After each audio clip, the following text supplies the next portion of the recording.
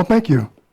It's a beautiful day. We're talking about Father's Day. Everybody's talking about Father's Day. It is a special day because, we set aside certain days, and certain days are holy days, and certain days are cultural holidays. And this is a cultural holiday.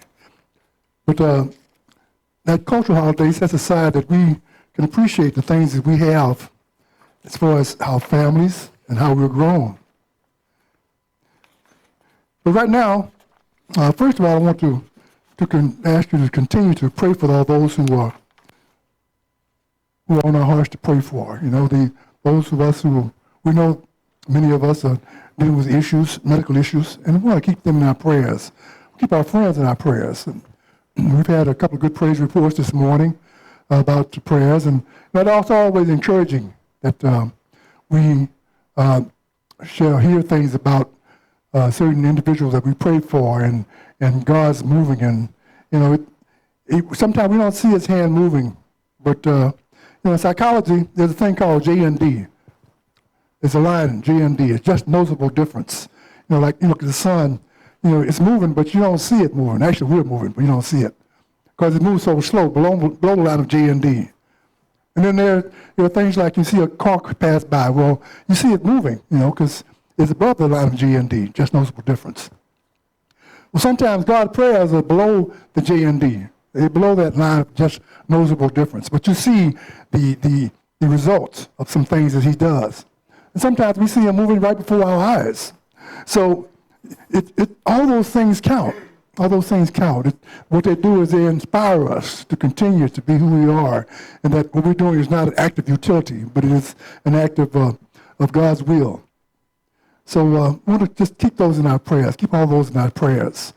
And right now, we if you noticed out there, there's a box, and our youth got this drive going on. It's called a peanut butter drive. We also have a tray back at the sanctuary here, and they're collecting peanut butter. So, I'm not the authority on this. We have an authority in the house, and I'd like to bring her up now because she's going to tell you all about it. So, Hannah Adams, come on up and just give us a heads up on what you guys have got going. Good morning. And happy Father's Day. So yeah, I want to remind everyone that we have our youth peanut butter drive. We're doing it for the Huffman Food Pantry on 2100. They want to break the record amount of peanut butter that they have collected in a single month. So we want to help them out with that. We want to bless them. He said that there's the box in the front. There's also an offering plate. Any help would be greatly appreciated. I thank you for everyone who has helped already. Our last collection will be Wednesday the 26th. So anyone who would like to give before then, thank you. And thank you for listening. Okay.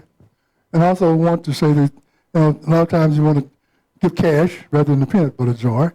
And if you want to do that, you can make it out to His Presence Family Fellowship and put a notation on the note that it is for the drive, so we'll know exactly where to put your contribution with that. Thank you. Well, to honor Father's Day, we always like to get things started by addressing our fatherhood, our community, and it's always good to see something visual.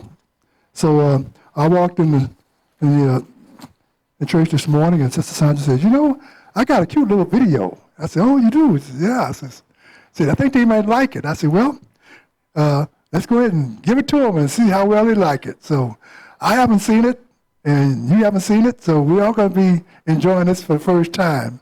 But I got faith in Sister Sandra. She always comes up with good stuff, I remember a couple of years ago, I heard this song. It's a beautiful praise and worship song, and it was new to me, So I said, man, I got to tell Sandra about this, I know she hadn't heard this, So I came in, I said, Sister Sandra, says, man, I heard this great song here, and I named numbers. She said, oh yeah, I love that song. She's always a step ahead of me. Yeah, but anyway, we got a little video here we'd like to show you, and if you would just go ahead and run it for us. Yeah, Sandra. If you're still struggling with life in the real world, you're going to love our latest home speaker device. Hey, Dad, what kind of pliers should I use on this? You should be using a wrench. Oh, do I have a wrench? You have 3. Ah, thanks, Dad. Introducing the Dad Personal Assistant, our newest smart speaker with all the character and compassion of a father. Up and at 'em, it's a beautiful day. Dad, it's Saturday. Yeah, it's a great day to get outside. It's 6 a.m. Well, then you better get moving before it gets any later. Designed with advanced features, the Dad PA connects to all your other smart home devices. Dad, please set the thermostat to 70 degrees. No problem. Setting the thermostat to 68 degrees.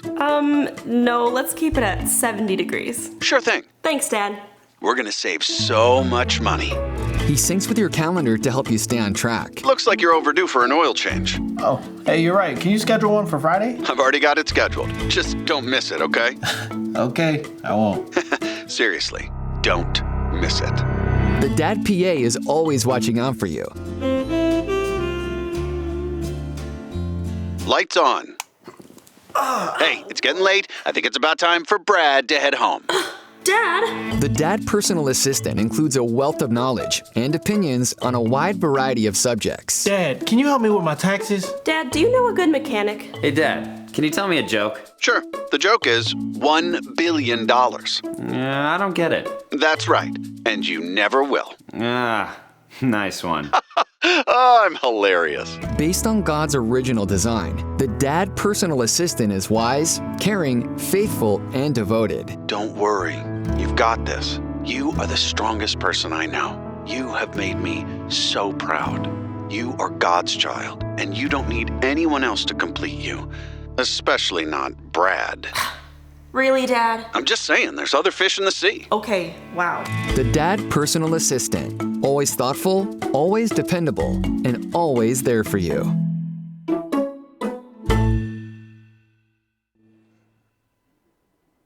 Yeah, it's simple the time. Yeah, we're in the age of AI, and I tell you, I promise you, I'm not a robot. Okay, so I'm real, but we can always use a lot of help. Yeah, and I like that joke you told. You know, I used to tell my kids jokes, you know, and they look at me and says, "Dad, that ain't funny." I said, "Yeah, but it's witty. It's witty. It's witty." Yeah, that's what dads do. We tell witty jokes. You know. So, yeah. Well, today we want to talk about the fathers, but we want to talk about more than the fathers. And the title of the message today is Fatherhood. And, you know, what defines a father really is not the father. What defines a father is the family. You know, it starts where that, you know, God designed Adam. Start back in Genesis. God, he designed Adam, and he also designed Eve. But she was without physical manifestation. And the scriptures say that God took a part of Adam and he made the physical Eve. So Eve was there because it came from the breath of God. God is he's the entire, he's masculine and feminine. And everything he breathed into Adam. He breathed himself, his image, his likeness. So when it came time for Eve, God waited the right time. You know, he gave her to Adam, and Adam realized that the minute that he gave them, they were a team. Each one with an acquired talent for their gender, for the purpose of reproducing and for maintaining a family. I want to look into the scriptures here in the book of Genesis, in chapter 2, verse 20, we start here. It says, "And Adam gave names to all cattle, and to the fowl of the air, and to every beast of the field." In other words, Adam had a job before he had Eve. So you might want to take that into consideration when you talk to your sons. You know, you want to start a family first, son. You got out there and learn what it makes to get out there and to work and to prepare, because the family needs a strong hand taking care of it. So first thing he did was give him a job. And then it goes on, it says, "But for Adam there was not found a helpmeet for him." And the Lord caused a deep sleep to fall upon Adam, and he slept, and took one of his ribs, and he closed up the flesh instead thereof. And the rib which the Lord God had taken from man made he a woman, and brought her unto the man. And Adam said, This is now bone of my bones, flesh of my flesh. She shall be called woman, because she was taken out of man. Therefore shall a man leave his father and his mother, and shall cleave unto his wife, and they shall be one flesh. You know, the family is a delicate balance. It's a delicate balance it's a biological unit. And it carries two critical dynamics. One is the natural process of breeding, or reproducing. Another is just important, it's the godly concept of nourishing. Those two go together, go hand in hand. And this is a pattern that God set. You know, in today's world, you know, not downing anyone, but we live in a world where there's all type of families. And but the thing of it is, God has set a pattern. And he demonstrated that pattern. And I want to look into the book of Isaiah. There's something he said that was really profound. It's Isaiah 41 in verse 10.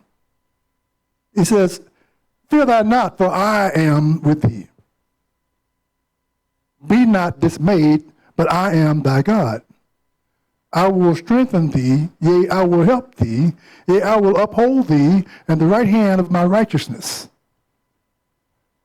He's saying that you can count on me because I am your creator, I am your father. I'm the father figure. I'm the one that you can always look to, the one that will fight your battles, the one that will strengthen you. That's the protocol he set. Because God places a big value on relationships. Because to him, it's all about the family. When he started this thing with Adam, it was about family. You see, Eve wasn't just a second thought. He was already in the making. But he had to prepare Adam. Now, if you read through the scriptures and you read through some things that really not said, but it's that might occur to you, is that God observed Adam as Adam was observing the animals. I want to put it this way. Every animal that Adam named was named by the personality that he saw. He studied each animal. He wasn't just given the names randomly. He studied every animal. So when he named each animal, he named that animal according to his personality, according to his habits, his behavior. And God was observing Adam because he had to make the perfect Eve. So that's why it says when it was time, he brought Eve out, but she was already manifested within Adam, but there had to be something tweaked in there. There had to be something that said that this is my mate. You know, just because man and woman together doesn't mean that you're gonna be compatible. So God took his time to watch Adam, to make the perfect Eve. Why? Because the family, when he started the family, this family had to be molded, had to be sustained. So it wasn't by accident that Eve came along and that Adam said, this is bone of my bone and flesh of my flesh. This is me. We are one.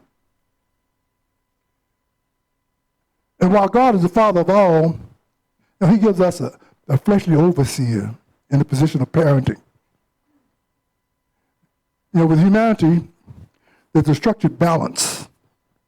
And I need to pass on the fact that this structured balance is constantly under attack. The family is critical. It's being attacked. One of the most critical assignments that God gave Adam was to call to family. And one of the most crucial assignments God gave Adam was take care of family. But why is there such an attack on family? Because of the image.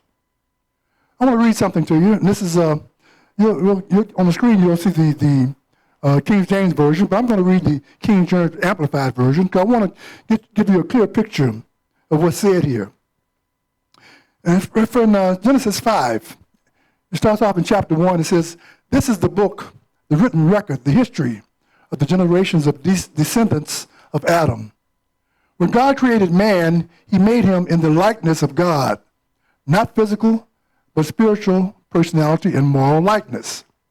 He created them male and female, and blessed them and named them mankind at the time they were created.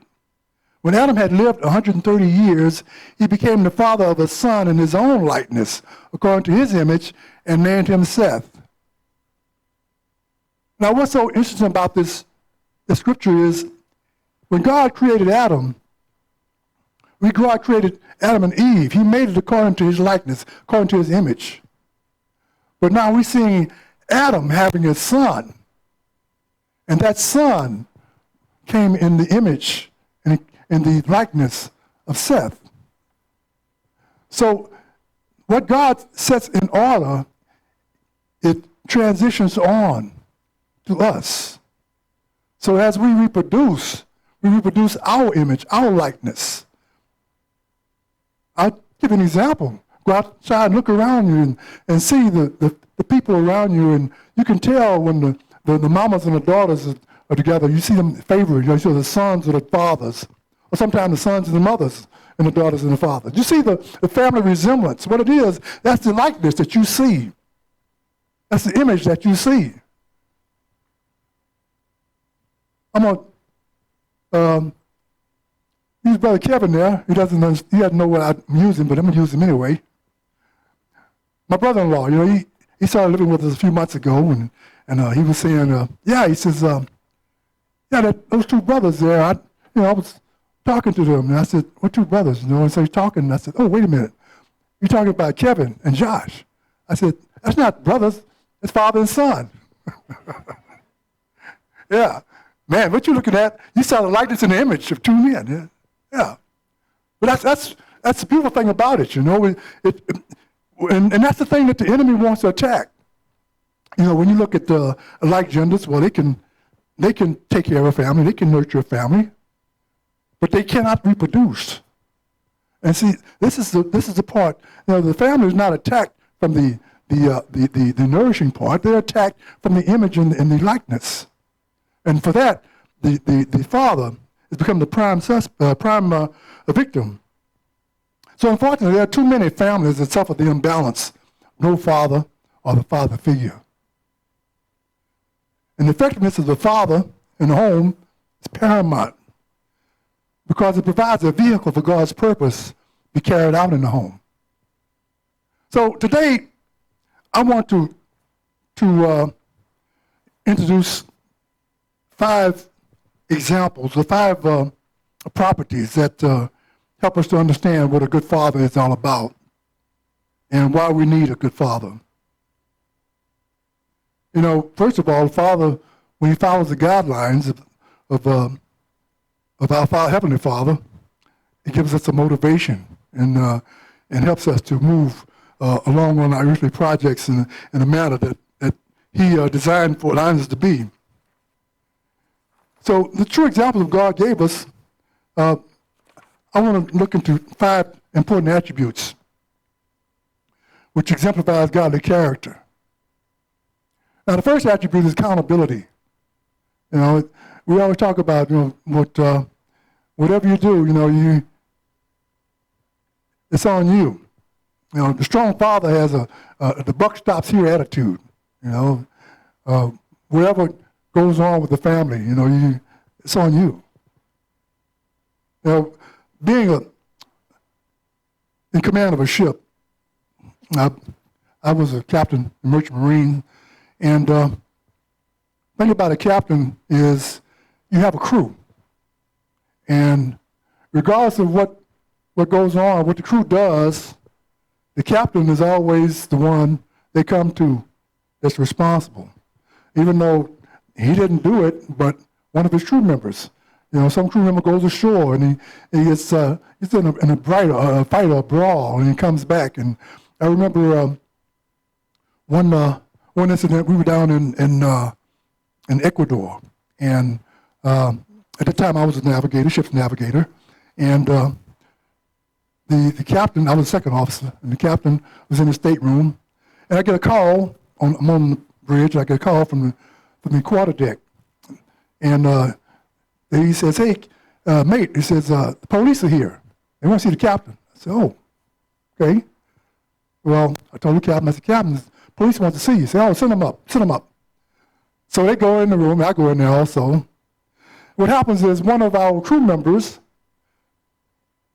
had sold a radio to a guy in Panama, and the guy in Panama gave him $100 for this radio, but the $100 were 2 counterfeit 50s. And so when the crew member brought something ashore, these counterfeit 50s showed up. So now all of a sudden, this crew member is guilty of passing on counterfeit money in a foreign country. So who did they come to? They came to the captain, because that's where the buck stops.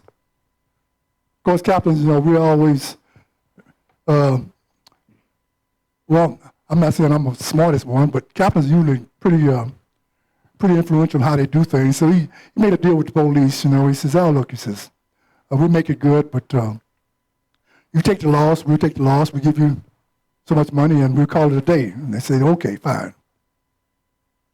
And we will sail. But they didn't go to the crew member. They went to the captain.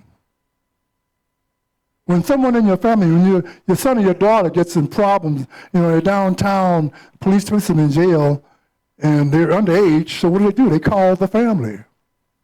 And the one they want to talk to is dad. Because that's accountability. Someone has to be accountable.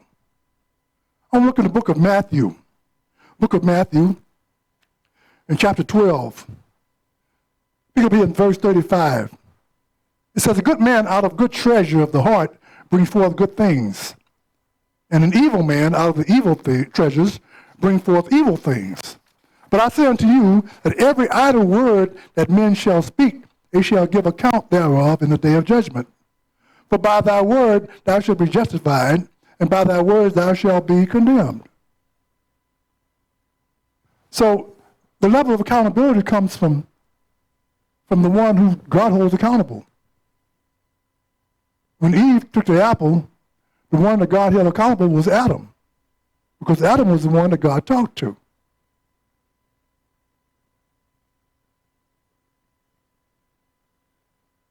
Clear accountability is based on God's standard words. It's important that the father model good behavior, because it sets a pattern for the children to follow.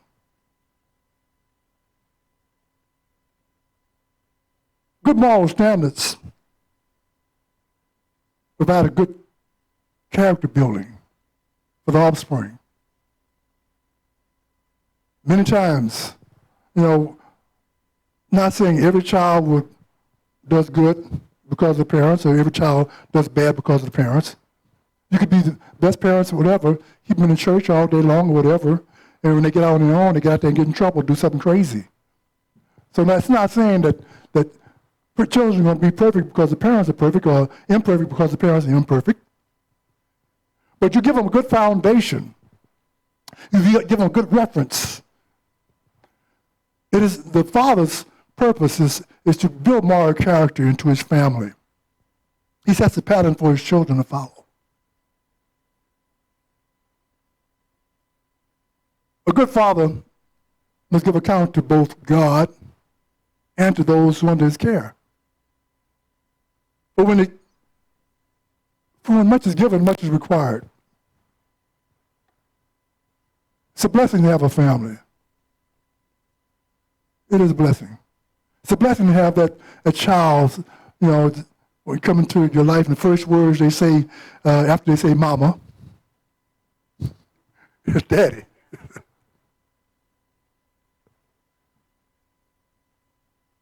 Yeah, but going back, my best friend, he was my first son's goddaddy, but we came up in high school together, and he got married before I did, and I came to visit him one day, and I hadn't seen him in about a year, and they'd had son. And so I'm sitting on the couch with him, and he's got his son there. You know, his son's just learning to talk. He's about maybe 14 months. And he called my friend Daddy. And me being a young 27-year-old bachelor, you know, it was kind of unique to hear him say to my best friend, who I've known all this time, and never knew him as Daddy, to be called Daddy. And what it did, it brought a new image. I looked at him indifferently. And all of a sudden, he had a new light about him, a glow to him. You know, it's like this son had just given him purpose in front of his best friend. It says a lot when your family identifies you as being that parent, the respect that goes along with being called Daddy. It says that you've got to step up another level. You cannot no longer be the 27-year-old bachelor I was, because he was a 25-year-old daddy. It's a difference. The building of character, it motivates you. And for men, how we live as husbands and fathers, it's a letter from God. And that letter is being read every day by our children. When you think about a child, when they first come into the world, the parent is the whole world. And as they mature, they watch everything that the mom and dad do, and they try to pattern behind them. And that's a mentor. The whole world is there. And then when they get about maybe 10, 11 years old, that thing about preteens start popping in, and the world starts coming to them, and all of a sudden, you know, you're not so important to them. Because now they're sharing you with the world. But what's so important is those critical years before you built a foundation in them. They begin to display your character, the version of you in a world that they're unfamiliar with. So how they handle the world, how they handle the situations, how they handle their lives depends on a lot of the foundation that you provide for them. And that's the letter that they read every day when they're coming up. They read you. They read your personality, your makeup, who you are. So it's important what you instill into them.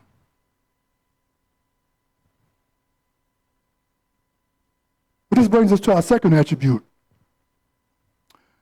Our second attribute is that of teacher.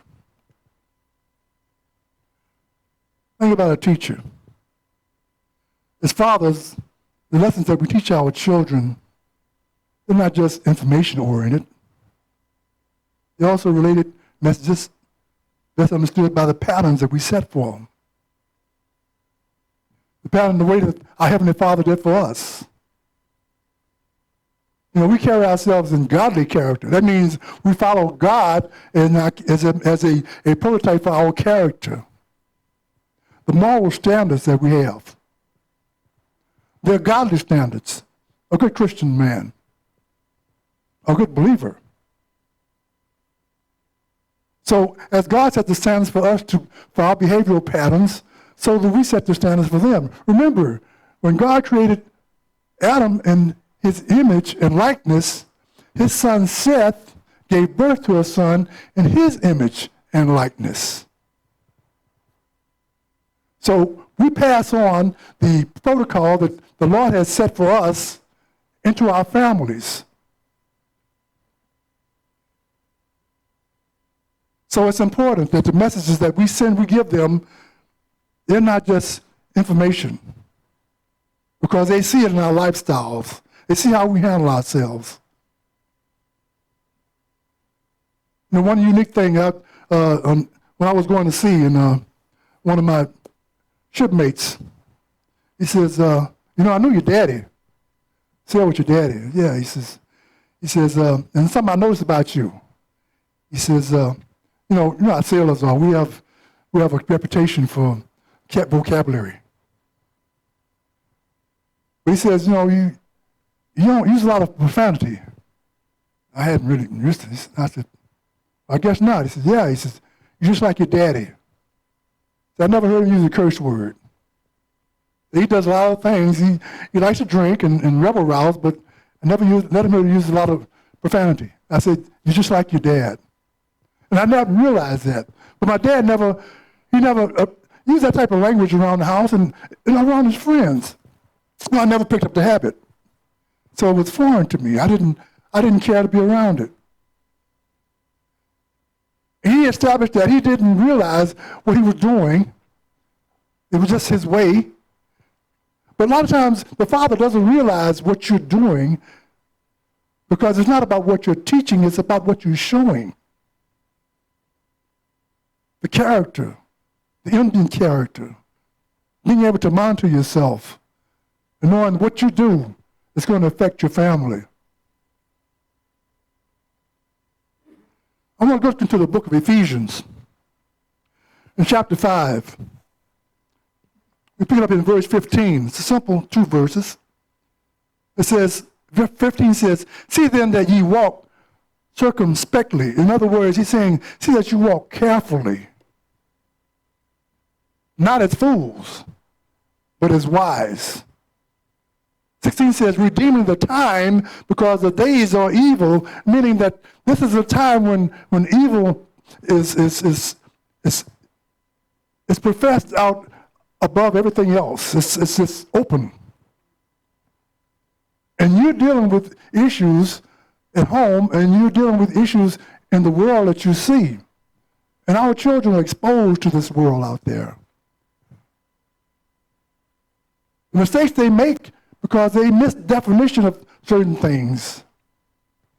But it's important that the things that you instill into them as a father, you need to let them understand the truth. A lot of times I tell my kids certain things, and I said, you're going to get out here and mess up. What I'm telling you is not to keep you from doing it. And so when you do it and you get in trouble, you recognize what you just did so you don't do it again.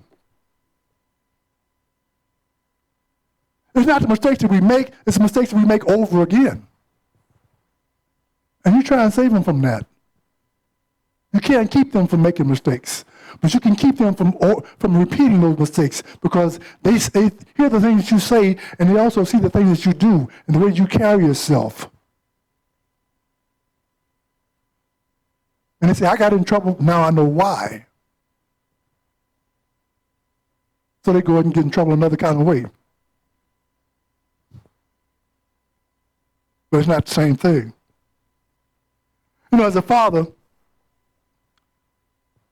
following God's way is a proven commodity. He's proven himself. But I'm going to ask you a question. Why is God so important in the Father's teaching? Just think about that. Why is he so important? Because if we fail to instill in them God's teachings, somebody else is going to fill that void. Somebody else is going to talk to them. It might talk to them from their television set, might talk to them to computer games. Right now, there's a class action suit down in Valdez, down in South Texas down there. Thanks.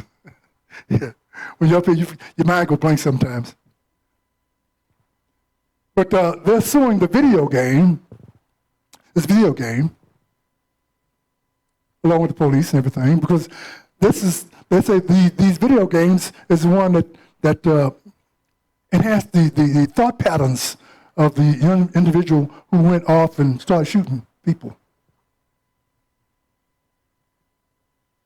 Maybe so, maybe not. But it didn't help. Who's talking to your kids? If you're too busy with your bowling league or your golfing game or whatever it is you got going on, your fishing trips, to spend time with your kids and talk to them, somebody's going to spend time with them because they're looking for it. So as father, being a teacher is paramount. Because what you teach them is your values, godly values. And there's no void there for someone else to get their word in. Because the minute someone says something opposite of what you said, they say, well, that ain't what Daddy told me.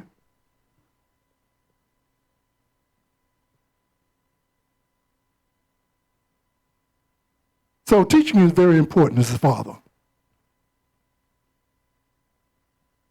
And as a teacher, there comes an automatic respect and a willingness to follow your example.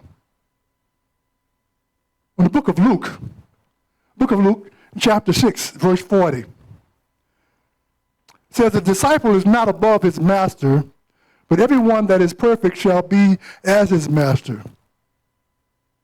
Now, when you hear the word perfect, of course, you got to understand this is Greek translation. So when they say perfect, it doesn't mean that you're without fault.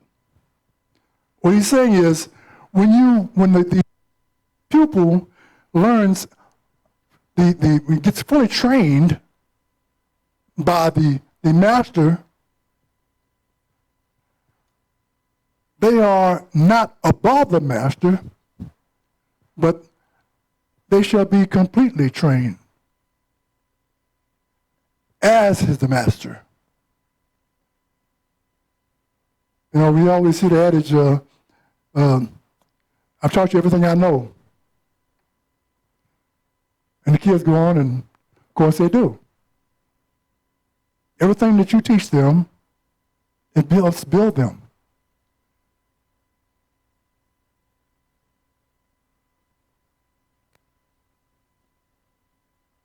These examples are not just to imitate. When a child wants to be like you, it's not because they want to imitate you. Because over a period of time, they'll find something else to implement. What you want to do is just establish a pattern, a life pattern, the way they process things in a manner that when the newness or your teaching is not around, something else is there to help them to process and understand, to do things the way Daddy do it, the way Mama does it. So it's a life pattern. You teach according to life patterns. You help them to understand. Just like the video today. That was AI. There was no Daddy walking around, in trousers and undershirt. But it talked to them in today's language. Because that was Dad. That was the information center. For all things, all answers that you need, that's who you go to. In other words, it taught them life patterns. Effective father speaks from both experience and God's guidance. That's how you teach them. Let's move on to the third attribute. The third attribute is provider. Provider. Like our Father in heaven, we're charged with the responsibility of making sure our family needs are met across the board.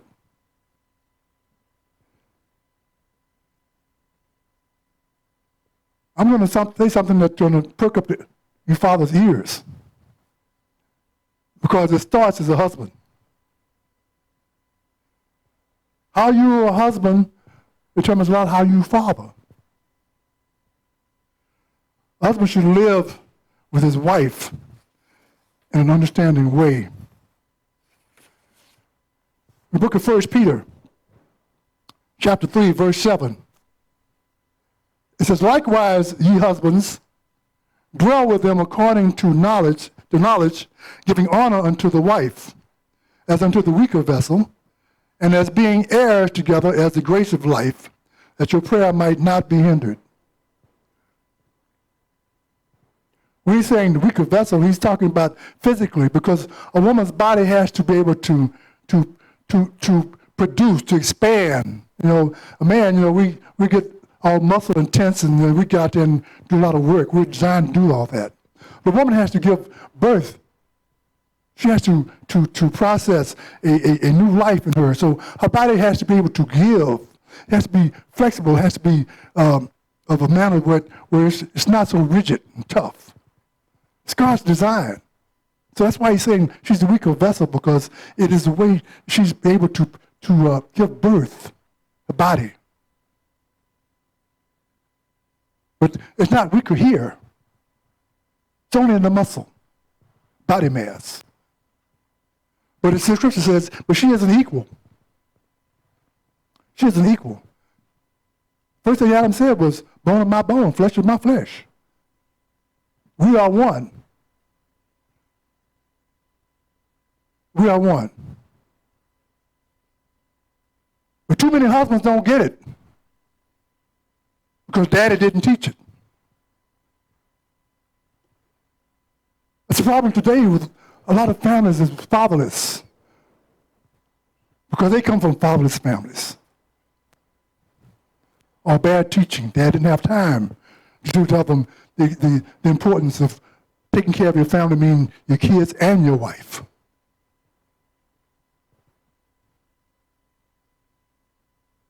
There's more to being a father. You must learn to be a husband also. There's more to providing just that proverbial roof over the head or the food in the fridge. You must learn how to spend quality time with your family. Be a member of your family. Not just a figment. A right relationship between a father and his children begin with the right relationship between him and his mother and their mother. These things go hand in hand. As a godly father, it helps the children to be all they can be. And as a husband, he must help his wife be all that she can be.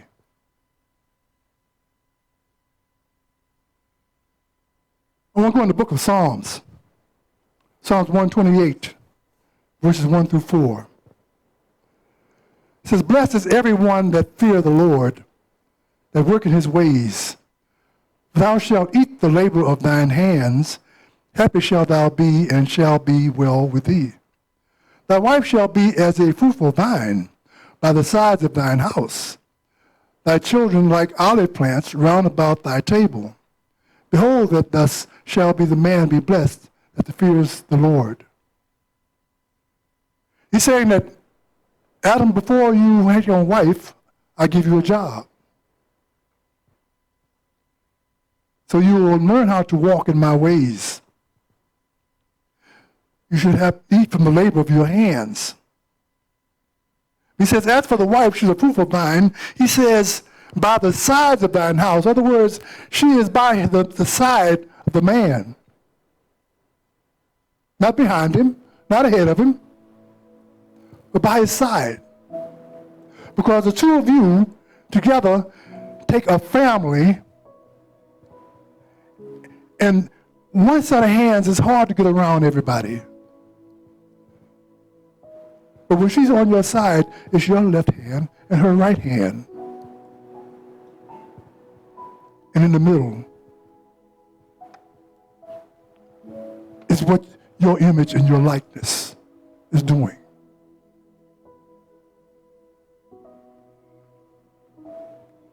But what goes hand in hand with provider is being a protector.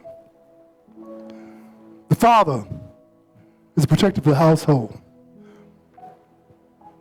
I always tell those who I counsel, I said, your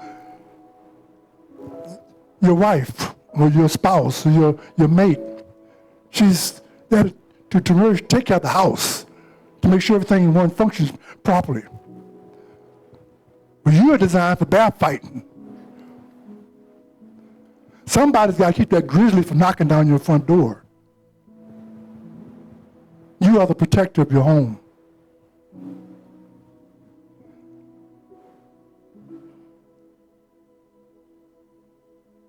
You stand between every obstacle. You cushion every threat. Most males can reproduce. When we come down to being a father, there are a few more requirements. You see, a father is not a position. It is a function.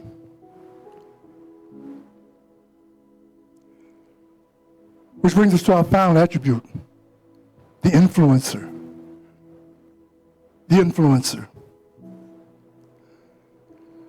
As a father, you're always being watched. You're being watched by your children. But not only your offspring are watching you, all the little buddies that come around and visit and play with your kids, they're observing what their fathers, their best friends' fathers are like. And also the neighborhood kids who may or may not have a father figure at home.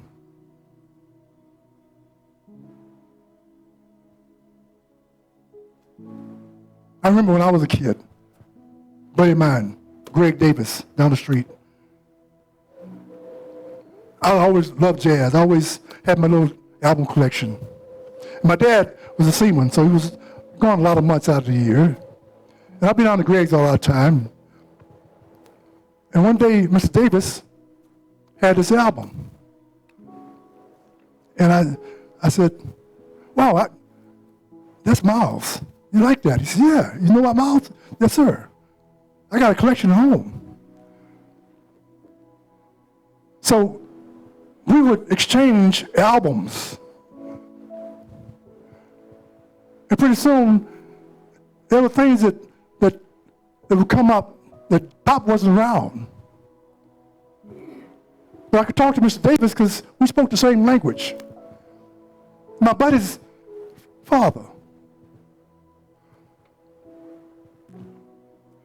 So as a father, it's not just what you do in your home, it's what you do in your community. Because everybody's watching. You are an influencer. You are an influencer. It's our privilege as godly men to impart not only facts of life, but also teach wisdom. A godly man, we should know that all starts with God. He's our foundational. You know, there are many parenting books out there, but the one without rival is the book of divine teaching. The Holy Scriptures of God.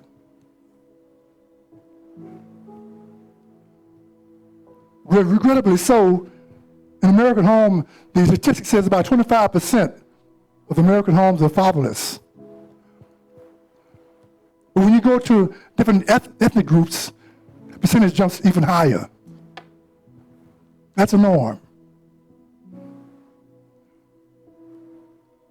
It says about 1 out of every 4 kids are without the father or father image in their lives.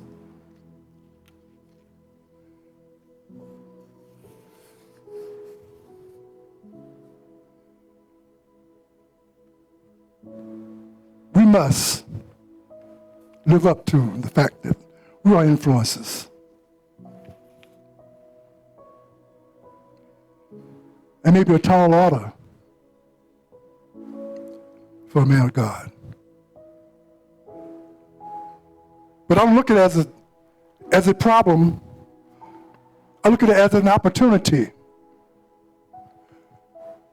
Because sometimes there's a child in a home who won't listen to mom or dad,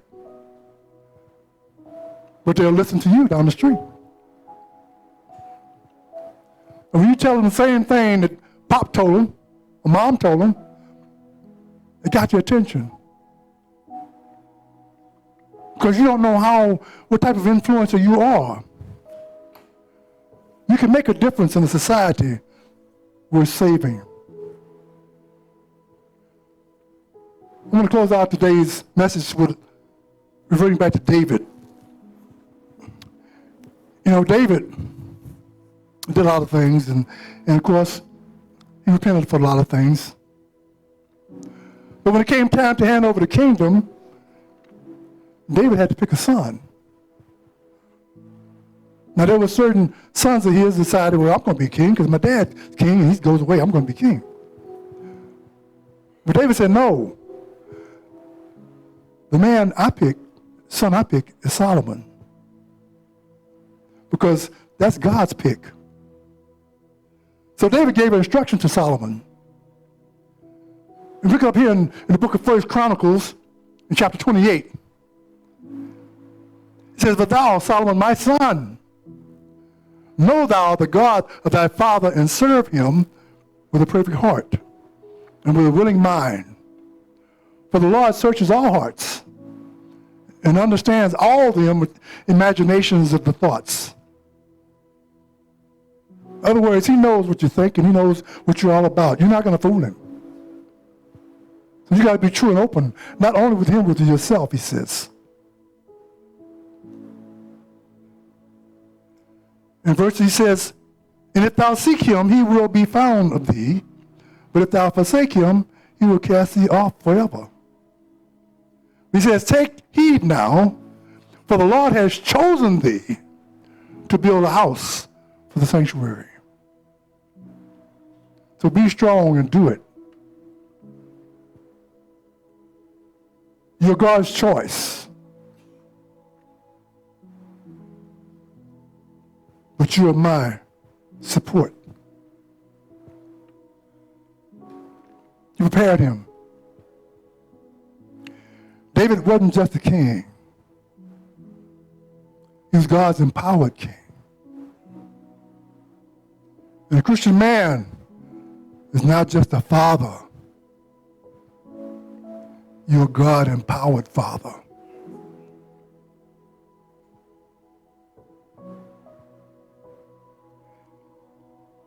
I pray this word help you today. Because the family is so important. It's under attack. Everybody's trying to get inside the family. They want to destroy our thinking, contradict your input to the kids. But we need to be strong because we need to understand that we're not fighting this thing alone. We're backed by a divine character, a divine word. We're backed by the voice of the Lord. So it's not a battle that you're fighting and you think you're losing. You're not. It's a battle we're winning. We just can't give up. The character of the father is important for the character of the wife, for the character of the offspring, for the character of the community, the character of the educational system. All these things are tied in.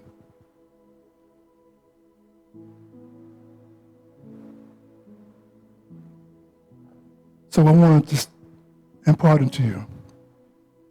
Understand, being a father is not just a position. It is a function.